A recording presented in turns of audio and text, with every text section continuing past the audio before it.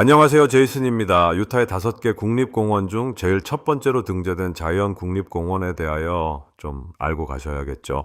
자이언 국립공원이 어떤 곳인지, 어떻게 국립공원이 되었는지 간단히 공부하고 가시죠. 먼저 이름부터 말씀드릴게요. 자이언은 성경에 나오는 시온입니다. 예루살렘의 언덕이자 성경에서 안식처, 피난처, 성소를 뜻하는 말이죠. 이 이름을 붙인 사람은 1863년에 이 협곡에 들어와 정착한 모르몬 개척자였습니다. 사방이 600m에서 최고 800m의 절벽으로 막힌 이 계곡에 들어와서 이렇게 말했다고 해요. 이곳은 시온이다. 사람이 하나님을 예배할 수 있는 곳이다. 그 전에 이 땅에 살던 파이우트족은 이곳을 무쿤투입이라고 불렀습니다. 1909년에 처음 국가기념물로 지정됐을 때 공식 명칭도 그거였어요.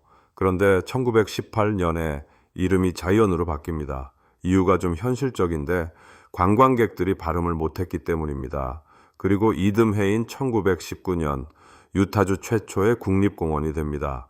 지금은 연간 400만 명이 넘게 찾는 미국에서 가장 붐비는 국립공원 중 하나입니다. 2026년 기준 방문객 수 480만 명의 63개 국립공원 중 2등을 차지한 곳입니다. 이번 그랜드 서클 투어에서 가장 핵심적인 사항 하나 알고 가시죠. 그랜드 캐니언, 자이언, 브라이스 캐니언. 이 세 곳은 각각 따로 있는 게 아닙니다. 하나의 거대한 계단입니다. 지질학에서 그랜드 스테어케이스, 다시 말해 큰 계단이라고 부릅니다. 어떻게 연결되냐면 이렇습니다. 그랜드 캐니언의 맨 위층 바위가 자이언의 맨 아래층 바위입니다. 그리고 자이언의 맨 위층 바위가 브라이스 캐니언의 맨 아래층 바위입니다. 즉 북쪽으로 갈수록 지층이 한 단씩 위로 올라가는 겁니다. 그랜드 캐니언에서 20억 년 전 바위를 보시고, 자이언에서 2억 년 전 바위를 보시고, 브라이스에서 5천만 년 전 바위를 보시는 거예요. 세 공원을 다 도시면 지구 역사를 순서대로 읽는 셈입니다. 그리고 보는 방식도 다릅니다. 그랜드 캐니언은 위에서 내려다보는 곳입니다. 자이언은 아래에서 올려다보는 곳이에요. 우리는 지금 협곡 바닥으로 들어가고 절벽이 우리를 둘러쌉니다. 이게 자이언이 다른 공원과 근본적으로 다른 이유이고, 사람들이 여기서 사람들로 둘러싸인 협곡에 압도당하는 이유입니다. 그럼 이 거대한 절벽은 무엇으로 만들어졌을까요? 모래입니다. 정확히는 나바호 사람, 영어로는 나바호 샌드스톤이라고 부르는 지층이에요. 약 2억 년 전 이 지역은 지구 역사상 가장 거대한 사막 중 하나였습니다. 지금의 사하라보다도 컸을 것으로 추정됩니다. 끝없는 모래 언덕이 바람에 밀려다니는 땅이었어요. 그 모래가 수천만 년 동안 쌓이고 눌리고 지하수의 광물질이 접착제 역할을 하면서 돌로 굳었습니다. 그 두께가 최대 700m입니다. 세계에서 가장 두꺼운 사암층 중 하나예요. 지금 여러분이 보실 그 압도적인 절벽 하나가 통째로 굳어버린 모래 언덕입니다. 그래서 자이언 절벽을 자세히 보시면 재밌는 걸 발견하실 수 있어요. 바위 표면에 비스듬한 사선 줄무늬가 층층이 나 있습니다. 그게 바로 2억 년 전 바람이 모래 언덕을 밀어 올린 방향입니다. 그날 그 사막에 불던 바람의 방향이 바위에 기록되어 있는 겁니다. 공원 동쪽의 체커보드 매사에 가시면 이 무늬가 격자무늬처럼 선명하게 보입니다. 색깔도 설명드릴게요. 붉은색은 철분이 산화된 것, 그러니까 녹슨 겁니다. 흰색 부분은 지하수의 철분이 씻겨나간 자리예요. 위는 하얗고 아래는 붉은 절벽이 많은데, 그래서 자이언 캐니언 안에 지층을 보시면 모래가 낼 수 있는 모든 색깔이 있는 곳입니다.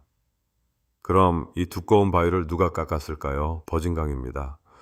여기서 다들 놀라십니다. 오늘 그 강을 보시면 실망하실 수도 있어요. 폭이 좁고 얕아서 사람이 걸어서 건널 수 있는 정도입니다.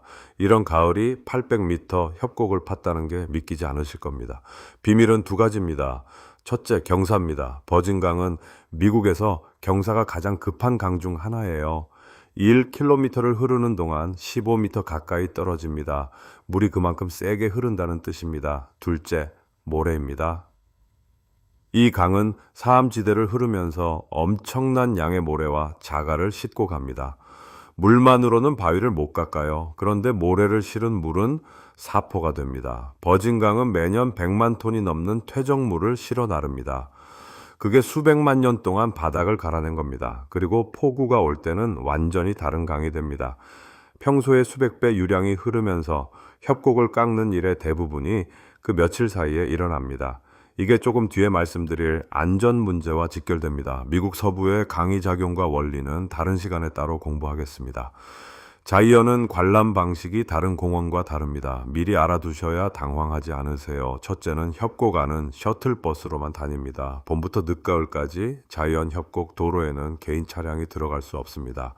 저희 차도 마찬가지예요. 방문객이 너무 많아져서 2000년도부터 이 제도를 시행하고 있습니다. 셔틀은 무료이고 5분에서 10분 간격으로 다니며 9개 정류장에 서고 아무 데서나 타고 내리실 수 있습니다. 불편해 보이지만 사실 이게 자이언을 살렸습니다.